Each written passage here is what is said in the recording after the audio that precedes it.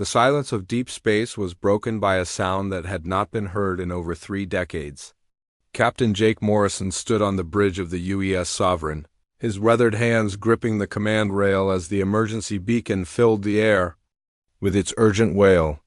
The year was 2387, and humanity had spent the last century building a reputation that made entire star systems tremble at the mention of their name.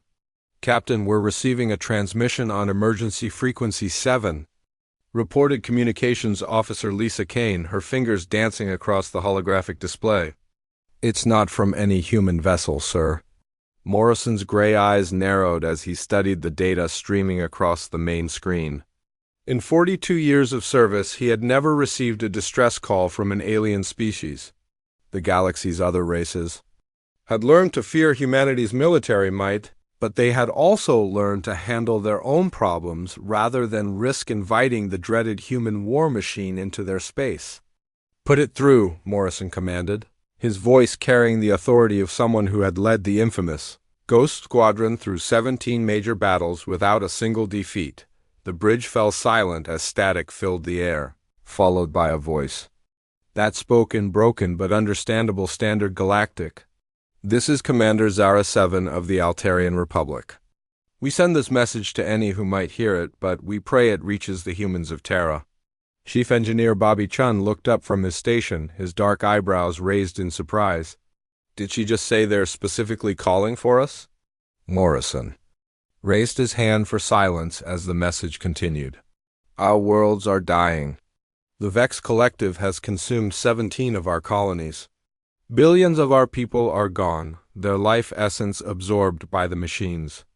We have heard stories of human military power, of fleets that can break any enemy. We beg you to help us." The transmission crackled with interference, but the desperation in the alien voice was unmistakable. "New Altaria Prime is our last stronghold. We have perhaps 3 days before the Vex break through our defenses. We know humans are feared throughout the galaxy, but we also know they have honor. Please, if you can hear this, help us." The message ended with coordinates and a repeated plea for assistance. The bridge remained quiet for several long moments as the crew processed what they had just heard. It was Tactical Officer Ryan Torres who finally spoke. "Captain, the Altarian Republic is located in the Kepler system, approximately 4 light-years from our current position. According to our database, they're a peaceful species that has never engaged in warfare with any other civilization." Morrison nodded slowly, his mind already working through the implications. The Altarians were known throughout the galaxy as skilled artisans and traders, but they possessed no military capability to speak of. Their request for human assistance was unprecedented, and it spoke to the level of desperation they must be feeling. "What do we know about this Vex Collective?"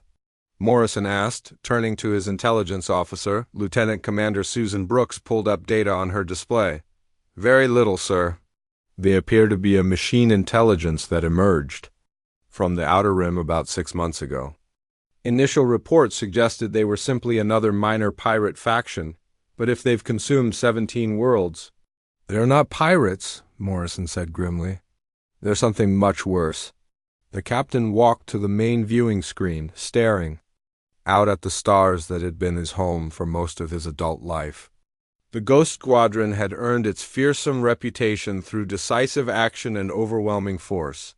They were the weapon that the Terran Defense Fleet deployed when negotiations had failed, and when the very survival of human interests was at stake. "Sir," Lisa Kane spoke up from her communications station, "we're receiving additional transmissions from the Altarian system. Multiple distress calls, all saying the same thing. They're being overrun." Morrison made his decision with the same cold efficiency that had made him a legend among human military commanders. "Send a priority transmission to Fleet Command. Tell Admiral Bell that we've received a request for assistance from the Altarian Republic. Include all relevant data about the Vex Collective and our current position."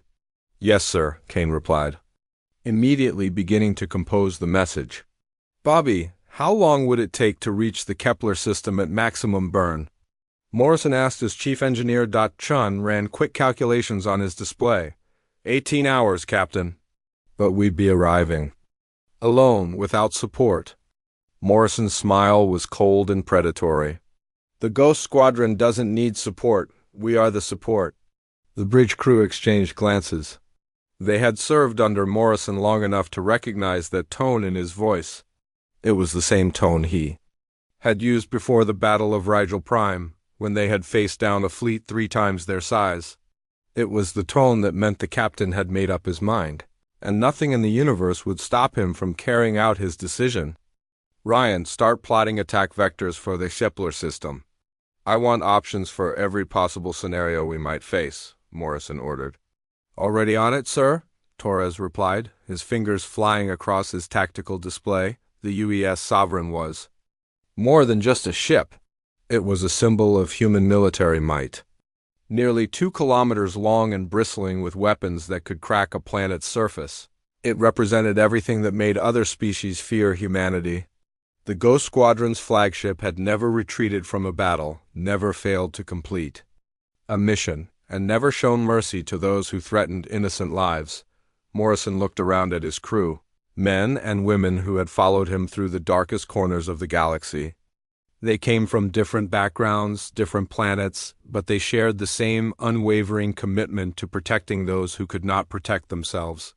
It was this quality that made humans truly dangerous, not their weapons or their technology, but their absolute refusal to abandon those in need. Lisa, send a response to the Altarians. Tell them that Ghost Squadron is coming, Morrison said, and make sure they understand what that means. Kane nodded, understanding the weight of those words. When Ghost Squadron arrived at a battlefield, it meant that someone's war was about to end. The only question was whether it would be the aggressor, or the defender who would be left standing when the smoke cleared. As the UES Sovereign began to change course toward the Kepler system, Morrison felt the familiar weight of command settle on his shoulders. Somewhere in the darkness of space, an entire civilization was counting on him and his crew to save them from extinction. It was a responsibility that would have crushed lesser beings, but for the humans of Ghost Squadron, it was simply another day's work in the endless war to protect the innocent from those who would destroy them. The message from the UES Sovereign reached Fleet Command Station Alpha in less than 30 minutes. Admiral Patricia Bell stood in the center of the command deck, her steel-gray hair pulled back in a regulation knot as she reviewed the data streaming across multiple displays. At 64 years old, she had served in more battles than most officers would see in 3 lifetimes, but the report from Captain Morrison still made her pause. Ma'am, we're receiving confirmation from 3 separate monitoring stations, reported Commander Nick Palmer, the station's intelligence chief. The Altarian distress calls are genuine, and the threat assessment data suggests the Vex Collective is unlike anything we've encountered before. Bell studied the tactical displays showing the positions of human fleets throughout the galaxy. The Ghost Squadron was humanity's most elite fighting force, but even they had never faced an enemy capable of consuming entire civilizations. The decision she was about to make would either save the Altarian Republic or potentially expose humanity's greatest military asset to destruction. Send orders to all Ghost Squadron vessels, Bell commanded. Full mobilization, maximum priority. I want every ship in the fleet at the Kepler system rendezvous point within 24 hours. The command deck buzzed with activity as officers began transmitting orders across the galaxy. Lieutenant Kelly Thompson, the communications coordinator, opened channels to 17 different star systems where Ghost Squadron vessels were stationed. Each ship would receive the same message, the same urgent call to arms that had not been issued since the war with the Centauri Alliance. 15 years earlier, on the heavy cruiser U.S. Retribution, Captain Danny White received his orders while conducting weapons training exercises near the Vega system. The tall, broad-shouldered officer had served alongside Morrison for over a decade, and he knew that if the Admiral was calling in the entire Ghost Squadron, the threat was beyond anything they had faced before. All hands, this is the captain, White announced over the ship's communication system. We are changing course for the Kepler system. This is not a drill. Report to battle stations and prepare for immediate departure. The UES Retribution was a ship built for one purpose: to destroy anything that threatened human interests. Its weapons could level mountains. Its armor could withstand direct hits from planetary defense systems, and its crew was trained to fight against impossible odds. White had led them through 7 major battles, and they had never failed to complete their mission. Meanwhile, on the assault carrier USS Valkyrie, Captain Amy Rodriguez was reviewing flight schedules when the priority message arrived. The former fighter pilot had earned her command through exceptional skill and unwavering courage, leading her squadrons through some of the most dangerous missions in human military history. Her ship carried 200 of the finest pilots in the galaxy, men and women who could fly through asteroid fields and engage multiple enemies simultaneously. "This is Captain Rodriguez to all squadron leaders," she announced, her voice carrying clearly through the ship's corridors. "We have new orders. I want every fighter checked, every weapon loaded, and every pilot ready for combat operations. We launch in 6 hours." The pilots of the UES Valkyrie were legendary throughout the galaxy. They flew ships that could outmaneuver anything else in space, and they possessed reflexes that bordered on superhuman. When they entered a battle, enemy vessels simply disappeared from the battlefield, destroyed by pilots who seemed to anticipate their opponent's every move across the galaxy. Other Ghost Squadron vessels received their orders and began the complex process of preparing for war. The destroyer UES Lightning, under the command of Captain Steve Mason, was conducting patrol operations in the Tau Ceti system when the message arrived. Mason, a veteran of 12 major battles, immediately ordered his crew to battle stations and began plotting the fastest course to the rendezvous point. Commander Lavra Green, captain of the fast attack ship UESA Phantom, was investigating reports of pirate activity near the Proxima system when her orders came through. The former special operations officer had built her reputation on impossible missions and surgical strikes against heavily defended targets.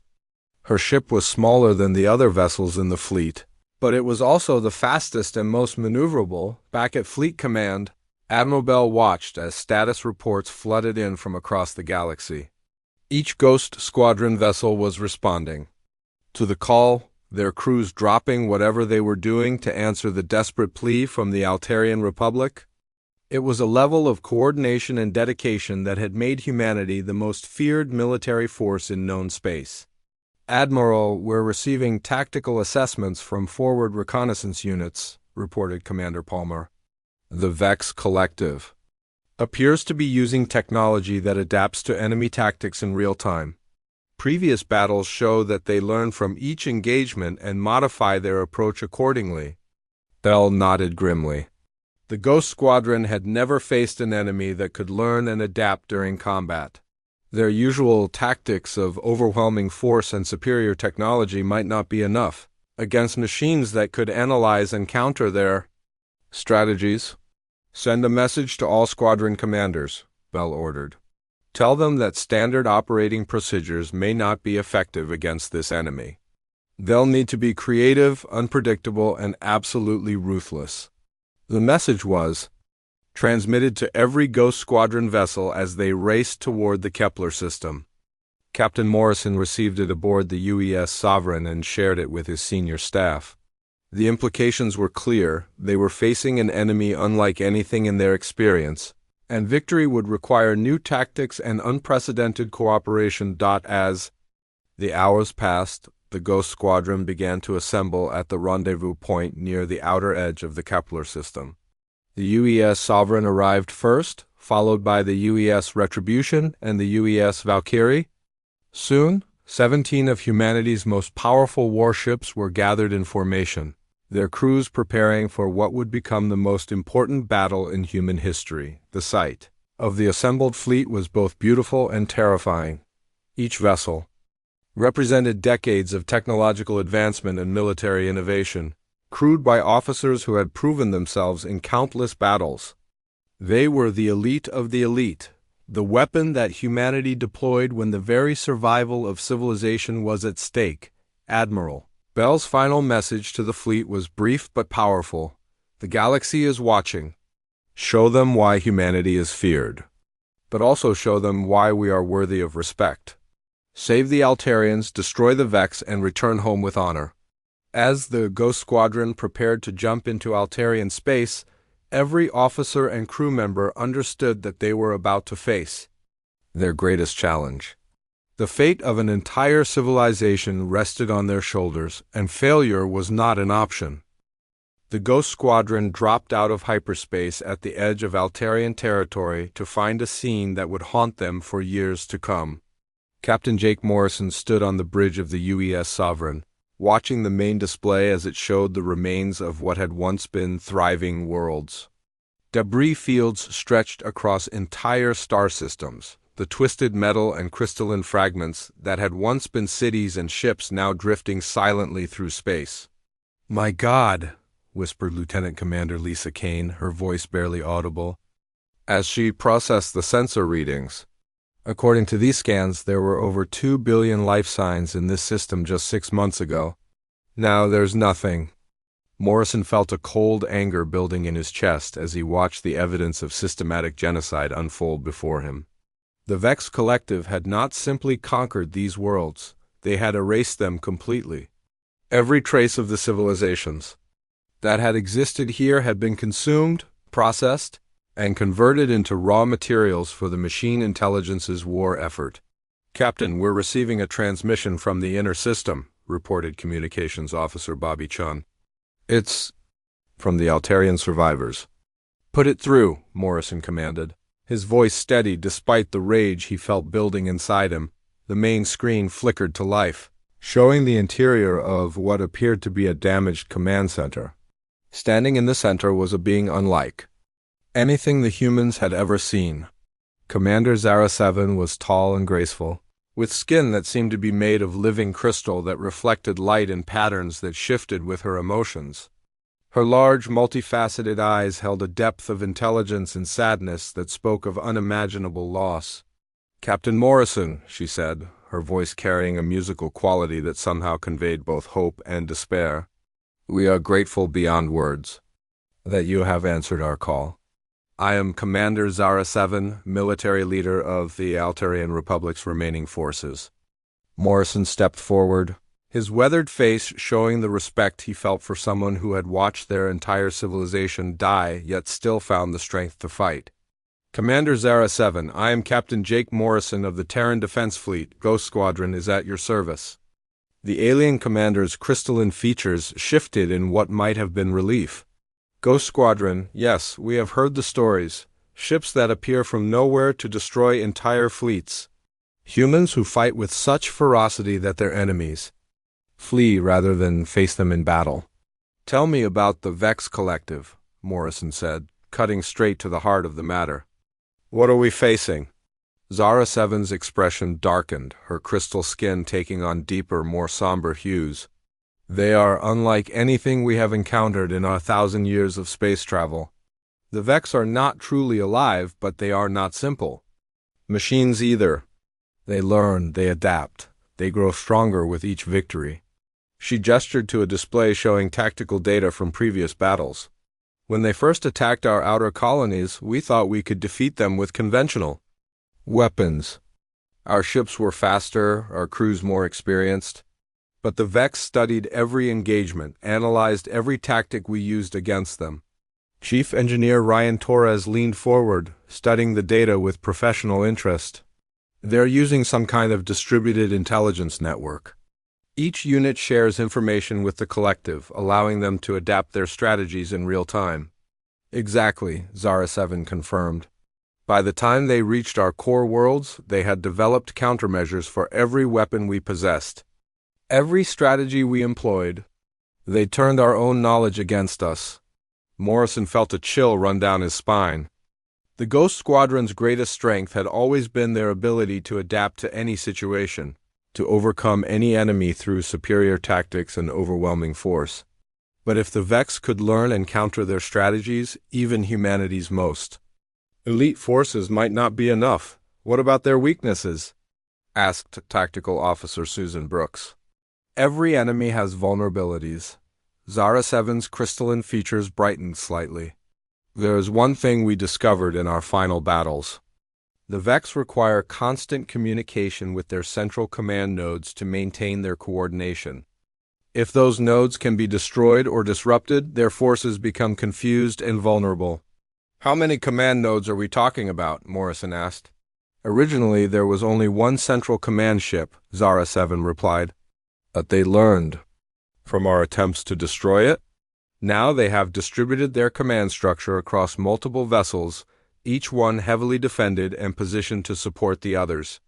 Lieutenant Commander Lavra Green, who had been studying the tactical displays, looked up with a grim expression. According to this data, there are at least 7 command nodes protecting New Alteria Prime. Each one is surrounded by hundreds of support vessels. Morrison walked to the main viewing screen, staring out at the debris fields that marked the graves of entire civilizations. The weight of responsibility settled on his shoulders like a familiar burden. The Ghost Squadron had never faced an enemy this adaptive, this ruthless, but they had also never failed to complete their mission. Commander Zara 7, he said, turning back to the alien leader. We need detailed intelligence on Vex capabilities, their current positions, and any weaknesses you've observed. My officers will work with your people to develop a battle plan. Of course, Captain, Zara 7 replied. But you must understand, we have tried everything. Our fleets, our weapons, our strategies all have failed against the Vex. What makes you believe you can succeed where we could not? Morrison's smile was cold and predatory. Because we're not trying to defeat them, Commander. We're going to destroy them completely. The Vex Collective is about to learn why humanity is feared throughout the galaxy. The next several hours were spent in intense planning sessions as human and Altarian officers worked together to develop a comprehensive understanding of the enemy. The Vex Collective had indeed learned from every battle, adapting their tactics and technology to counter anything the Altarians could throw at them, but the humans brought something new to the equation.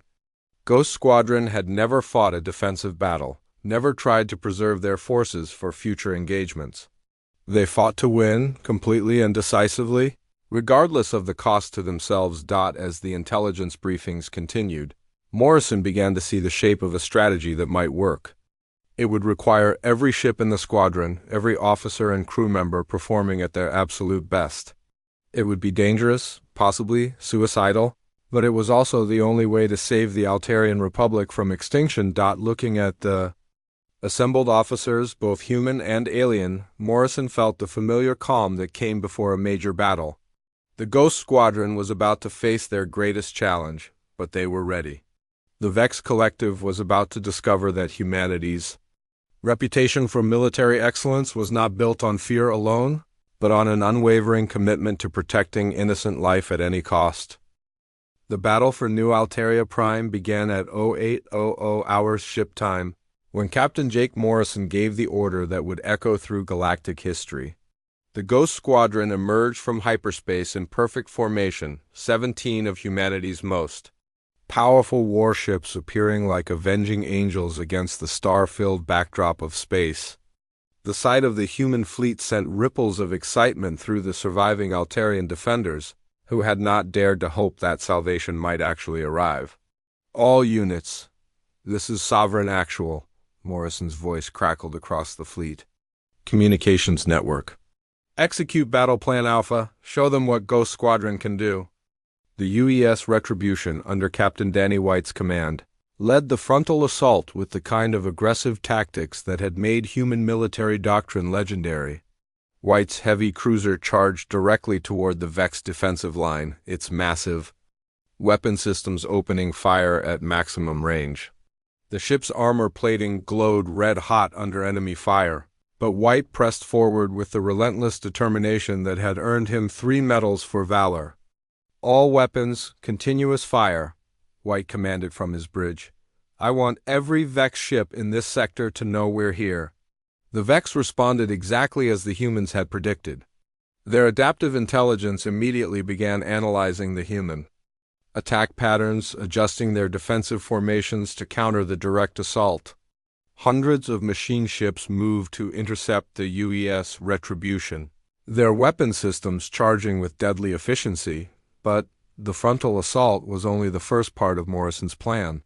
While the Vex focused their attention on White's aggressive Charge! Captain Amy Rodriguez launched her fighters from the U's Valkyrie in a wide flanking maneuver. 200 of humanity's finest pilots streaked through space in formations that defied conventional tactical doctrine. Their small, agile fighters moving in patterns that seemed random but were actually precisely calculated to confuse the Vex. Targeting systems? Gold Squadron, this is Valkyrie Leader. Rodriguez's voice filled the fighter communications channel. Remember, we're not here to win a fair fight. We're here to end this war. The human pilots responded with the kind of coordinated assault that had made them legendary. They moved through the Vex formations like ghosts, appearing and disappearing, before the machine intelligence could track their movements.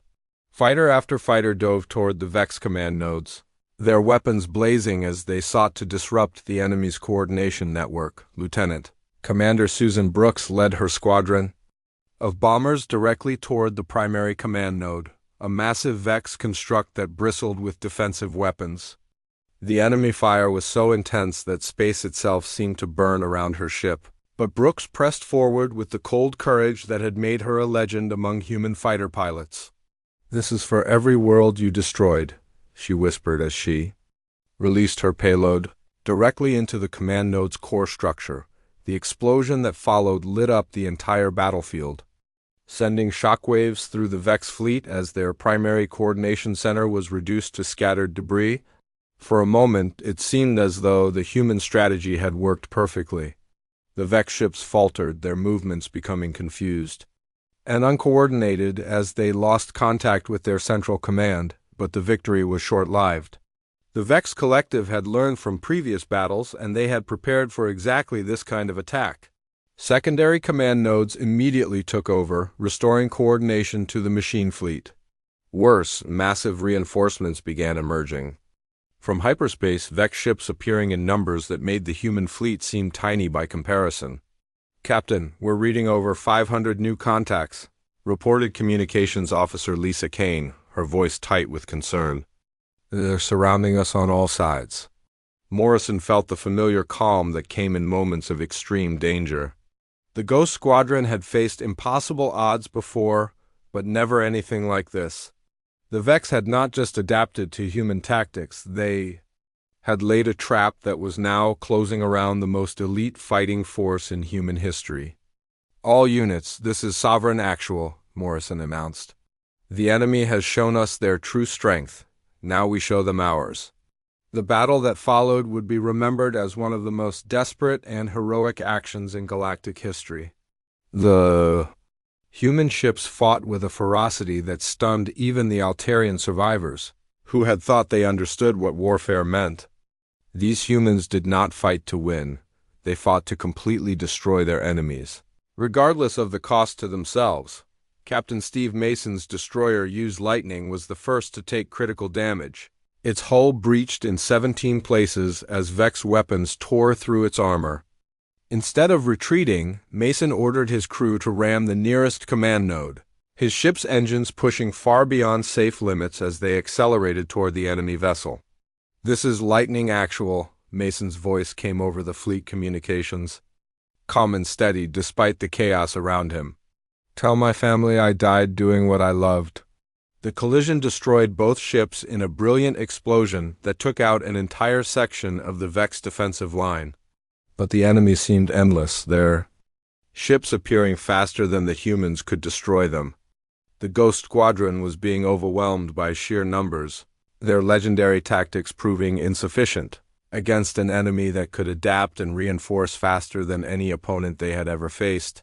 Chief Engineer Ryan Torres worked frantically at his station aboard the UES Sovereign, pushing the ship's weapon systems beyond their design specifications. "Captain, I can overload the main cannon for one massive shot, but it'll burn out our primary systems." "Do it," Morrison ordered without hesitation. "If we're going down, we're taking as many of them with us as possible." The bridge crew of the UES Sovereign watched as their ship's main weapon began to glow with barely contained energy. They knew this might be their last battle, but they also knew that their sacrifice would not be in vain. The Ghost Squadron had answered the call for help, and they would fight until the last ship was destroyed rather than abandon the innocent lives they had sworn to protect. Commander. Zara 7 watched the battle from her command center, her crystalline features reflecting the light of distant explosions. She had seen her own people fight bravely against the Vex, but the humans fought with a dedication that transcended mere courage. They were not just fighting for victory, they were fighting for the very principle that innocent life must be defended. No matter the cost. As the overloaded weapon prepared to fire, Morrison looked around at his bridge crew one final time. These men and women had followed him through 17 major battles, and they were ready to follow him into death itself, if that was what it took to stop the Vex Collective from destroying another civilization. The moment that would change galactic history forever came when Captain Jake Morrison made a decision that defied every principle of military strategy. With the Ghost Squadron outnumbered 50-1 and their weapons failing against the adaptive Vex defenses, Morrison did something that no sane commander would ever consider. He ordered his entire fleet to charge directly into the heart of the enemy formation. "All units, this is Sovereign Actual," Morrison's voice rang out across the fleet communications with absolute authority. "Forget about preserving our ships. Forget about tactical advantage. We're going to ram every single command node simultaneously and end this war right now." The response from his captains was immediate and without question. Captain Danny White aboard the UES Retribution acknowledged the order with grim satisfaction. "Copy that, Sovereign. Retribution is locked on target and accelerating to ramming speed." Captain Amy Rodriguez's voice followed quickly. "Valkyrie confirms. All fighter squadrons are being recalled for the final push." What happened next would be talked about in military academies for centuries to come. The Ghost Squadron, humanity's most elite fighting force, abandoned all pretense of self-preservation and launched themselves directly at the Vex command vessels. The sight of 17 human warships charging headlong into certain death sent shockwaves through both the Vex collective intelligence and the watching Altarian survivors. The UES Sovereign led the charge, its hull scarred and burning from multiple impacts, but its engines pushing the massive ship to speeds that should have torn it apart. Morrison stood on his bridge, his weathered hands gripping the command rail as he watched the Vex Central Command ship grow larger in the main display. "Engineering, give me everything we have," Morrison commanded. "I don't care if it burns out. Every system on the ship." Chief Engineer Ryan Torres worked frantically at his station, redirecting power from life support and non-essential systems to the engines. "Captain, we're at 130% of safe engine capacity. We can't maintain this for long." "We don't need long," Morrison replied. "Just long enough to reach that command ship." The Vex responded to the human charge with the kind of coordinated fire that had destroyed entire fleets, but the humans had anticipated this. Instead of trying to avoid the enemy weapons, they used them to their advantage.